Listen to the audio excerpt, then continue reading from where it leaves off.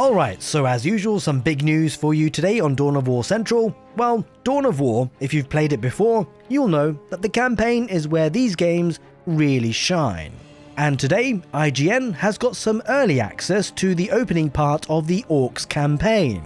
It looks absolutely fantastic because it looks like it's that classic RTS action, but wrapped up in a completely unhinged, over-the-top Warhammer 40k setting. Based on the latest hands-on preview from IGN, Dawn of War 4 is leaning hard into some epic action, starting things off loud, violent, and very green in the campaign. It looks like their takeaway from the early missions of the campaign is pretty clear. This isn't a slow campaign, it's the Orks kicking the door down and smashing everything they see, just the way we like it. When it comes to how the campaign is set up, well, apparently when you first load up Dawn of War 4, there is a short 2-mission tutorial with the Space Marines and the Imperial Guard to get you up to speed. But of course, that's just the warm-up, because the real campaign is split between 4 factions, each with their own storyline that all feeds into one bigger narrative.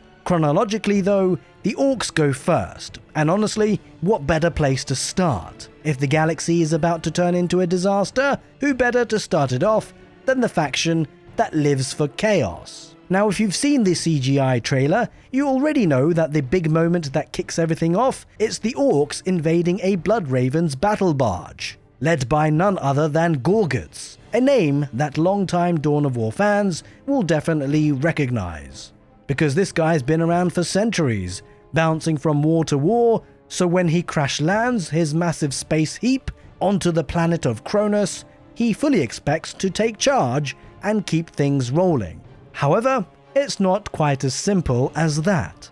And that's where Guzkuta comes in. The IGN preview introduces Guzkuta, a young, more aggressive Ork warboss who already runs things on the planet of Kronos. As far as he's concerned, this planet is his home, and the Orks already see him as the boss.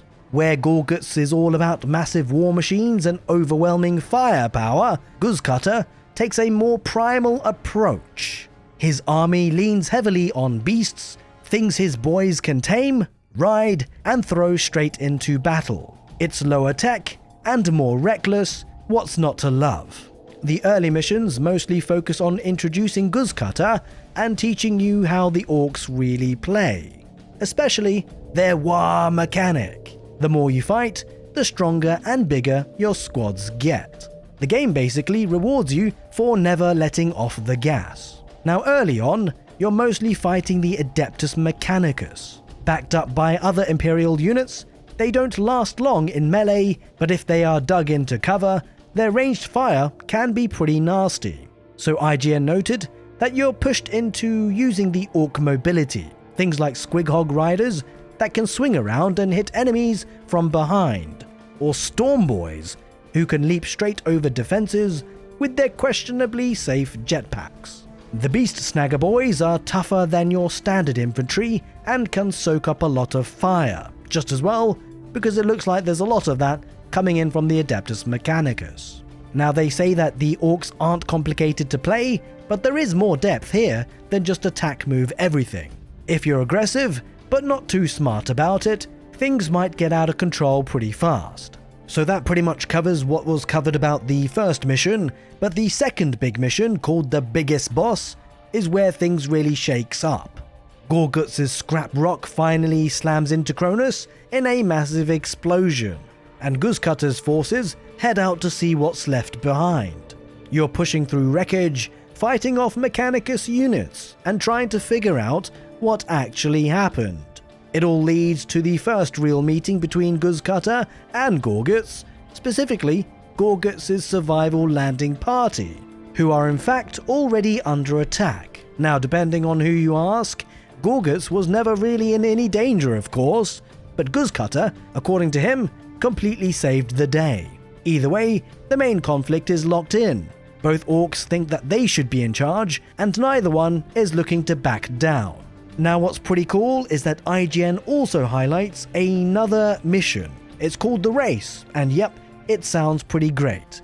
Both Ork bosses attack the Adeptus Mechanicus base at the same time, but from opposite sides of the map, and whoever destroys it first proves that they are the biggest boss. You can't just brute force your way through this one though apparently, you have to move fast and use your units efficiently. You can even send forces to mess up with Gorgutz directly and slow him down because you are controlling Guzkuta. It's a pretty cool sounding mission design, I have to say. It's more of course complicated than just beating one enemy, you got the clock ticking against you as well.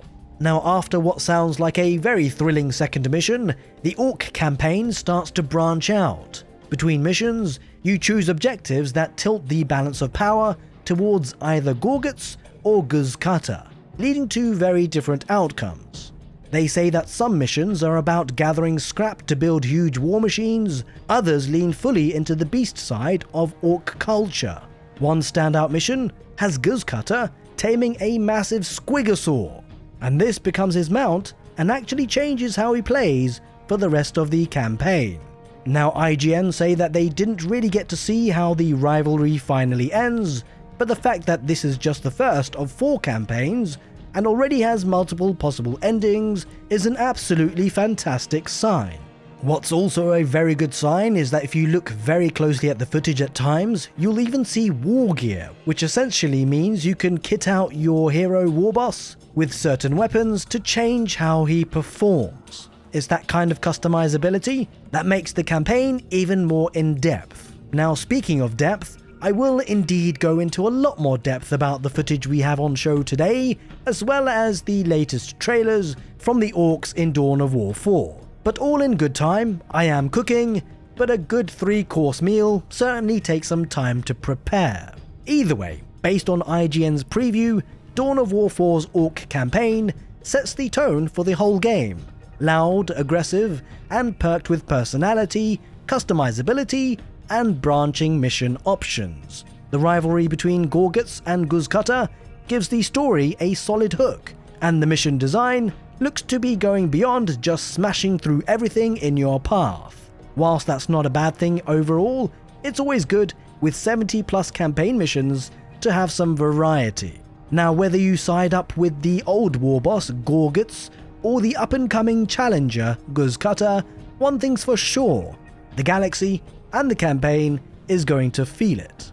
And if you're feeling the content that I am showcasing on the channel, you're enjoying it, make sure you give the video a thumbs up. I'm hoping to keep you guys all updated with everything related to Dawn of War 4, so keep an eye out for future videos, but until then, take care and see you next time.